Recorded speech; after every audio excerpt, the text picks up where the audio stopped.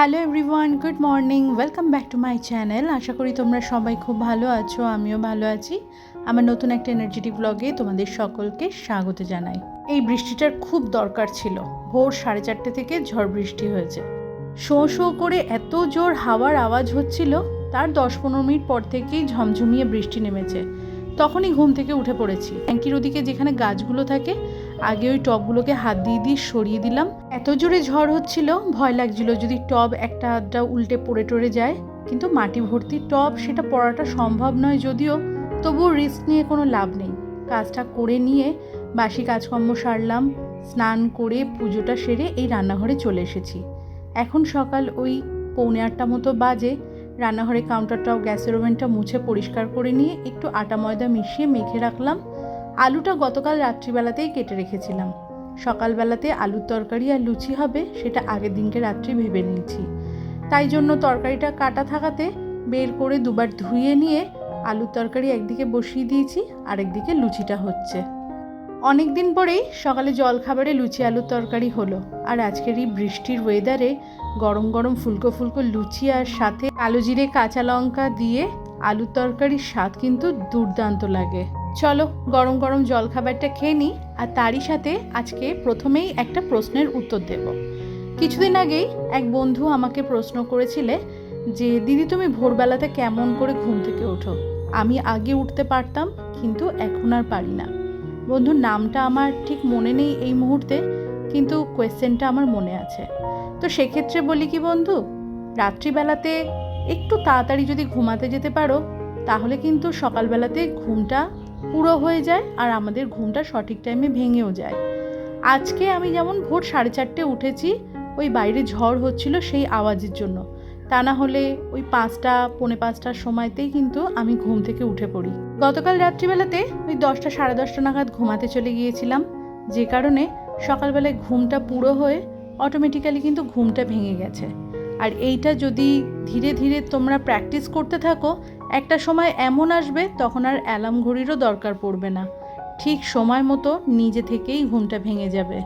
এরই সাথে রাতে একটু সহজপাচ্য খাবার খাওয়া উচিত। আর বিছানায় শুতে গিয়ে যে কোনো ডিজিটাল ডিভাইসের থেকে কিন্তু দূরে থাকা উচিত।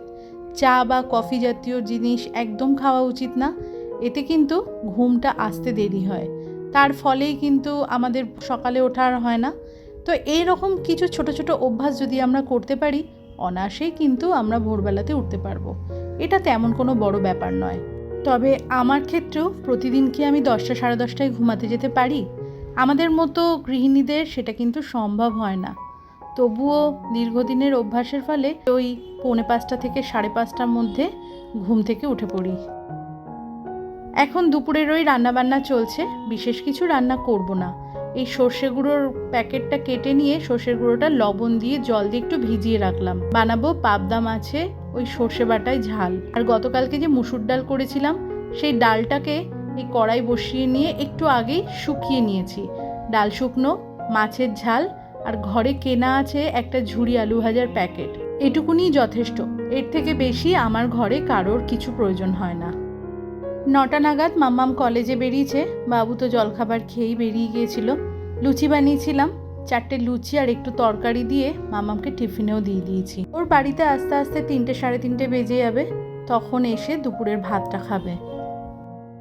3 দিন হয়ে গেল মায়ের কাছ থেকে ফিরেছি। এতদিনে ঘরদোরগুলো একদম ঠিকঠাক মতো সেই আগের মতো গোছানো রয়েছে। আমি যখন কোথাও যাই তখন নিজের সংসারে যাবতীয় যা কাজ সমস্তটা গুছিয়ে রেখে দিয়ে যাই। রান্নাবান্না করে ফ্রিজে গুছিয়ে রাখি, আলাদা আলাদা করে টিফিন বাটি ভরে নিয়ে। বাবু বাড়িতে থাকে, ও খালি ভাতটুকুনি বানিয়ে নেয় আর রুটিটা কিনে আনলে পরেই হয়ে যায়। বাকি সমস্ত কিছু আমি গুছিয়ে রেখে দিয়ে যাই, বিছানার চাদর থেকে আরম্ভ করে ভাঁজ করা জামা কাপড় পর্যন্ত সব কিছু আমি একদম ওর হাতের কাছে সবটা গুছিয়ে রেখে দিয়ে যাই। বাড়িতে আসার পরে একটু অগোছালো হয়ে যায়, সেই অগোছালো জায়গাগুলোকে গুছিয়ে নিতে কিন্তু আবার বেশ খানিকটা পরিশ্রম করতে লাগে।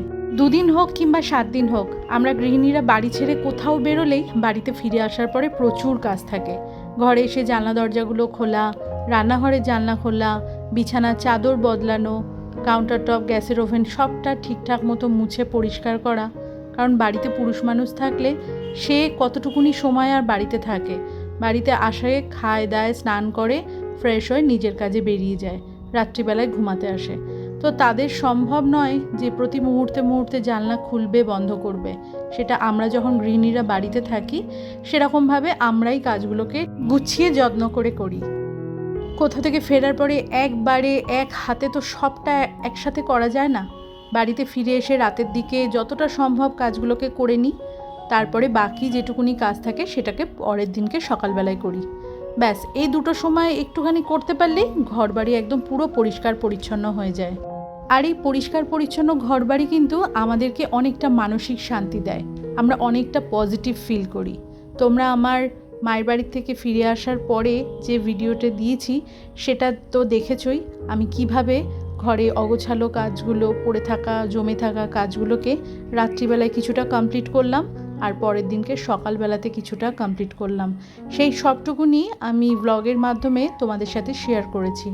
আর এখানেই তো দুপুরের রান্নাবান্নাটা কমপ্লিট করে রান্নাঘরটা পরিষ্কার করে নিয়ে ঘরে চলে এসেছি। বিছানার ওপরের চাদরটা আজকে পাতিনি, তার কারণ হচ্ছে ওই চাদর তোলার সময়, পাতার সময়তে ভিতরে যে চাদর একটা পাতা থাকে ওটা কোনা কোনা থেকে খুলে যায় বা টান টান ভাবটা নষ্ট হয়ে যায়। তাই জন্য আজকে সকালে ওপরের চাদরটা না পেতে আগে ভিতরের চাদরটা ভালো করে টান টান করে সব দিকটা গুজে নিলাম, তারপরেই ওপরের চাদরটা পাতলাম। বিছানার চাদর একটা এমনই জিনিস যেটা বদলাবার সাথে সাথেই কিন্তু ঘরের চেহারাটা বদলে যায়। আমরা মধ্যবিত্ত পরিবারের গৃহিণী সব সময় তো নামি দামি জিনিস কিনে এনে ঘরদোর সাজাতে পারি না।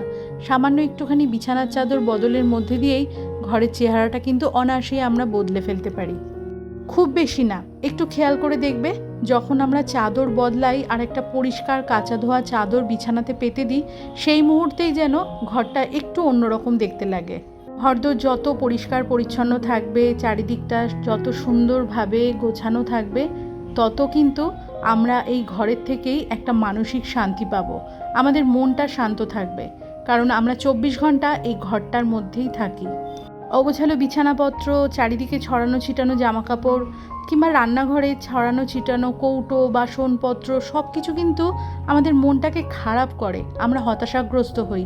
একটু খেয়াল করে দেখবে, যখনই মন খারাপ লাগবে তখন ঝটপট করে বিছানায় বসে থাকো কিংবা চেয়ারে বা সোফায় বসে থাকো না কেন, ঝটপট করে উঠে নিজের ঘর দোরগুলোকে পরিষ্কার পরিচ্ছন্ন করে ঝাঁটমোছ করে একদম ক্লিন করে নাও, রান্নাঘরটা সুন্দর করে গুছিয়ে নাও, তারপরে নিজেকেও একটু গুছিয়ে নাও, স্নান করে একটু ফ্রেশ হয়ে নাও, চুল টুলগুলো আঁচড়ে নিজেকে একটুখানি পরিপাটি করে নিজের পরিচর্যা করে নাও। তারপরে যখন গোছানো ঘরদোর দেখবে আর নিজেকেও গুছিয়ে নেবে, অনেকটা মানসিক শান্তি পাবে। এটা কোনো পুঁথিগত কথা নয়, নিজস্ব অভিজ্ঞতা থেকে বলছি, নিজে ফিল করেছি তাই শেয়ার করলাম। দেখো, মন খারাপ একটা এমনই জিনিস যার তার যখন তখন হতে পারে, এর জন্য কিন্তু কোনো বাধা ধরার নিয়ম নেই বা নির্দিষ্ট কোনো সময় নেই। সেই অবস্থাতেই মন খারাপ লাগলে বসে বসে চিন্তা করলে কিন্তু হতাশা আরও বাড়বে। বসে না থেকে ঝটপট উঠে পড়ো, নিজের মনের মতো কাজ করতে শুরু করে দাও, নিজেকে সুন্দর করে সাজাও, গোছাও, পরিপাটি করো, যত্ন করো, নিজের রূপচর্চা করো, যাতে নিজের প্রতি নিজের একটা স্যাটিসফ্যাকশান আসে। যেখানে আমি বাস করছি সেই জায়গাটা যদি নিট অ্যান্ড ক্লিন থাকে, কার না ভালো লাগে বলো? বিছানাপত্র অগোছালো থাকলে ঝটপট গুছিয়ে নাও, জামা কাপড়গুলো গুছিয়ে নিয়ে জায়গাটা জায়গায় তুলে নাও, রান্নাঘরটাকে সুন্দর করে সাজিয়ে গুছিয়ে নাও, এক নিমেষে মন খারাপ পালিয়ে যাবে। এটা কিন্তু একটা মোক্ষম ওষুধ। সুতরাং বড়সড় কিছু ব্যাপার স্যাপারের দরকার নেই, এই ছোটোখাটো জিনিস থেকেই কিন্তু এই ছোটোখাটো প্রবলেমকে আমরা দূরে সরিয়ে ফেলতে পারি। কখনো কি আমরা এটা ভাবি যে আমরা গৃহিণীরা কেন এত পরিশ্রম করি, কেন ঘর গোছাই, কেন জামা কাপড় কাচি, কেন রান্নাঘরটাকে নিট অ্যান্ড ক্লিন রাখার চেষ্টা করি, কেন প্রতিদিন 2 বেলা 4 বেলা করে ঘরদোর ঝাঁটমোছ করি? ঘরের মধ্যে যাতে পজিটিভিটিটা বজায় থাকে।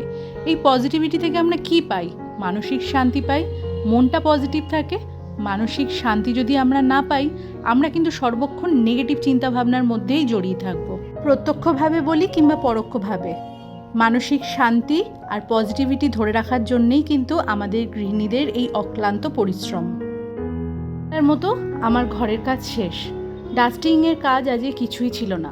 এবারে ঘরটা মুছবো, মুছে স্নানে চলে যাব। দুপুর 1:30 বাজে। খাবারটা সার্ভ করে নিচ্ছি আর ভিডিওটা এখানেই শেষ করলাম। তোমরা ভালো থেকো, সুস্থ থেকো, দেখা হচ্ছে নেক্সট ব্লগে। ততক্ষণের জন্য টাটা।